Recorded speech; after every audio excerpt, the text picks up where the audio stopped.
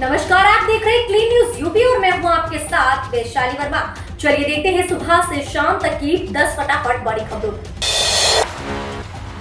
UP को railway से तोहफा, गोरखपुर से लखनऊ तक दौड़ेगी वंदे भारत ट्रेन।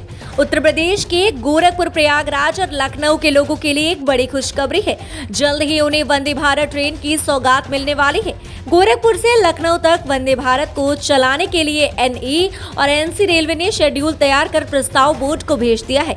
दोनों रेलवे ने ये प्रस्ताव बोर्ड के ही निर्देश पर तैयार किया है। ऐसे में संभावना जताई जा रही है कि जल्द ही इस प्रस्ताव पर बोर्ड की मोहर लग जाएगी। सप्ताह में 6 दिन चलने वाली वंदे भारत का शेड्यूल कुछ इस तरीके से तैयार किया गया है। सीएम योगी ने रेन गेज यंत्र बढ़ाने के दिए निर्देश। मुख्यमंत्री ने कहा कि रेन गेज वर्षा मापने का एक ऐसा यंत्र है जिससे कम या ज्यादा दोनों तरह की वर्षा का सटीक आंकलन किया जाता है। इस आंकलन के आधार पर तैयार डाटा की जानकारी किसानों के काफी काम आ सकती है। वह फसल की बुआई को लेकर चौकन्ने रह सकते हैं और संभावित नुकसान को कम कर सकते हैं। यूपी में नई जैव और ऊर्जा नीति जल्द। सीएम ने कहा हर जिले में स्थापित होंगे बायोफ्यूल प्लांट। मुख्यमंत्री योगी आदित्यनाथ ने प्रदेश में बायोफ्यूल उत्पादन को बढ़ाने और गैर पारंपरिक ऊर्जा विकल्पों को प्रोत्साहन देने के लिए नई जैव व ऊर्जा नीति तैयार करने के निर्देश दिए हैं। उन्होंने हर जिले में बायोफ्यूल प्लांट स्थापना के लिए कार्य योजना भी तैयार करने के निर्देश दिए। उन्होंने कहा कि यूपी में जैव ईंधन उत्पादन का मॉडल राज्य बनाया जाएगा। वे रविवार को अपने आवास पर उच्च स्तरीय बैठक को संबोधित कर रहे थे। उन्होंने कहा कि कंप्रेस्ड बायोगैस, बायोकोल, एथेनॉल और बायोडीजल जैसे जैव ऊर्जा प्रकल्पों को प्रोत्साहन के हमारे प्रयासों के सकारात्मक परिणाम रहे हैं।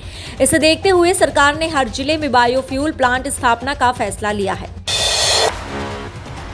योगी सरकार यूपी में अमेरिका की तर्ज पर विकसित करेगी एजुकेशन टाउनशिप।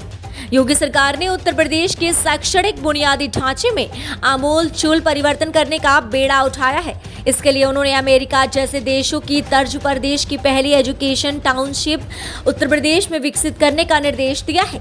प्रदेश सरकार की ओर से बताया गया है कि सिंगल एंट्री मल्टीपल एग्जिट के विचार पर बनने वाली इस टाउनशिप का फोकस अच्छी और सस्ती शिक्षा पर रहेगा, जो भारत ही नहीं बल्कि अफ्रीकी, लैटिन अमेरिकी और मध्य एशियाई देशों के क्षेत्रों को भी आकर्षित करेगी।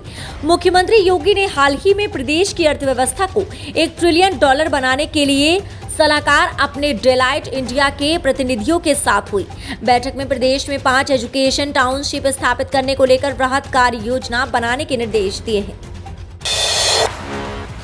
नोएडा पावर कंपनी लिमिटेड के लाइसेंस नहीं होगा रिन्यूअल, योगी सरकार ने लिया निर्णय। उत्तर प्रदेश की योगी आदित्यनाथ सरकार ने ऊर्जा क्षेत्र में निजीकरण के पहले प्रयोग नोएडा पावर कंपनी लिमिटेड के लाइसेंस को आगे नवीनीकरण न करने का निर्णय लिया है। नोएडा पावर कंपनी के लाइसेंस की अवधि 30 अगस्त 2023 को 30 वर्ष होने के बाद समाप्त हो रही है। पावर ऑफिसर्स एसोसिएशन के कोर ग्रुप ने उत्तर प्रदेश सरकार के इस निर्णय का स्वागत करते हुए इसे उपभोक्ताओं के हित में उठाया गया बड़ा कदम बताया है। एसोसिएशन ने विदेशी कोयला न खरीदने के निर्णय का भी स्वागत किया है। यूपी बोर्ड ने 9वीं से 12वीं कक्षा में पंजीकरण की बढ़ाई समय सीमा। उत्तर प्रदेश में बोर्ड के स्कूलों में क्लास 9वीं से 12वीं कक्षा के विद्यार्थियों के लिए एक बड़ी राहत की खबर है, जिसमें यूपी बोर्ड की कक्षा 9वीं से 12वीं तक की पंजीकरण कराने की तारीख बढ़ा दी गई है। अब माध्यमिक शिक्षा परिषद ने विद्यार्थी 31 अगस्त तक पंजीकरण करा सकते हैं। ऑनलाइन रजिस्ट्रेशन कराते समय कैंडिडेट्स के लिए आधार नंबर देना अनिवार्य नहीं होगा। वे बिना आधार नंबर के भी आवेदन कर पाएंगे। आपको बता दें कि माध्यमिक शिक्षा परिषद ने विद्यार्थियों के लिए पंजीकरण कराने की समय सीमा पहले 16 अगस्त तय की गई थी, लेकिन अब इसे कुछ बदलाव किए गए हैं, जिसके तहत नई समय सीमा 31 अगस्त तक कर दी गई है। 31 अगस्त तक विद्यार्थियों का पंजीकरण किया जा सकेगा। यूपी के गांवों की सड़कें होंगी चौड़ी, 2024 से पहले पूरा हो जाएगा ये काम। उत्तर प्रदेश के ग्रामीण क्षेत्रों में प्रधानमंत्री ग्राम सड़क योजना के तहत पूर्व में बनी सड़कें चौड़ी किए जाने को अब और रफ्तार मिलेगी। प्रदेश की 18,770 किलोमीटर सड़कों को चौड़ा कर 5.5 मीटर तक करने का प्रस्ताव केंद्र सरकार से स्वीकृत हो गया है। कई सड़कों पर काम शुरू कर दिया गया है। ये सभी स्वीकृत सड़कें 2024 से पहले ही चौड़ी हो जाएंगी। उत्तर प्रदेश ग्रामीण सड़क विकास अभिकरण से मिली जानकारी के मुताबिक केंद्र सरकार से PMGSY 3 के तहत 2024 तक 18,937 किलोमीटर ग्रामीण सड़कों को चौड़ा करने का लक्ष्य मिला है। इनमें से 18,770 किलोमीटर सड़कों को चौड़ा करने के प्रस्ताव की स्वीकृति केंद्र सरकार से ले ली गई है। यूपी के सभी 75 जिलों में लगेंगे biofuel plant. CM Yogi Adityanath ने कहा है कि यूपी के सभी 75 जिलों में न्यूनतम एक बायोफ्यूल इकाई की स्थापना के लिए नियोजित प्रयास किए जाएं। कार्य प्राथमिकता के साथ हो। अगले चरण में इसे हर तहसील तक बढ़ाया जाना चाहिए। बायोफ्यूल प्लांट की स्थापना व बायोमास भंडारण के लिए ग्राम समाज, राजस्व भूमि या चीनी मिल परिसर में खाली भूमि का उपयोग किया जाए। मुख्यमंत्री योगी आदित्यनाथ ने रविवार को उच्च स्तरीय बैठक में प्रदेश में बायोफ्यूल उत्पादन को बढ़ावा देने की जरूरत पर जोर देते हुए जैव ऊर्जा नीति तैयार करने के निर्देश देते हुए कहा कि भविष्य की जरूरतों के लिए हमें बायोमास सप्लाई चेन का विकास करना होगा। ऊर्जा और परिवहन के क्षेत्र में जैव ईंधन के उपयोग को बढ़ावा दिए जाने की जरूरत है। विद्युत उत्पादन गृहों में बायोमास प्लेट्स का उपयोग किया जाना चाहिए। गोरखपुर लखनऊ रूट पर बढ़ेगी स्पीड, ऑटोमेटिक सिग्नल होती है 130 की रफ्तार से दौड़ेगी ट्रेन। गोरखपुर लखनऊ रूट पर एब सैल्यूट सिग्नल को बदलकर ऑटोमेटिक सिग्नल करते ही इस रूट पर ट्रेन 110 के बजाय 130 किलोमीटर प्रति घंटा दौड़ेगी। ट्रैक को 130 किलोमीटर प्रति घंटे के लायक बनाने के लिए बीते 2 वर्षों से चल रहा काम अब लगभग पूरा हो गया है। बस सिग्नल सिस्टम के ऑटोमेटिक होते ही ट्रेनें अपनी पूरी रफ्तार से दौड़ेंगी। रेल प्रशासन ने रेलवे स्टेशन के यार्ड में भी ट्रेनों की गति बढ़ा दी है। लूप लाइन में भी ट्रेनें 10 किलोमीटर प्रति घंटे की जगह अब 30 किलोमीटर प्रति घंटे की रफ्तार से चलाई जाएंगी।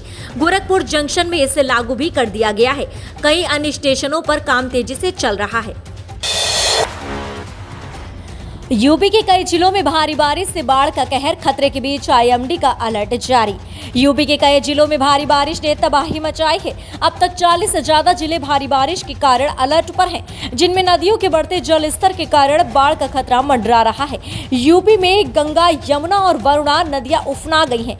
कई जगह बाढ़ के हालात हैं। जिलों में भारी बारिश के बाद जल भराव के कारण कई सड़कें बंद हैं। हरिद्वार से शनिवार को 2.22 लाख क्यूसेक पानी छोड़ दिया गया था। रविवार सुबह 1.42 लाख क्यूसेक पानी और छोड़ दिया गया।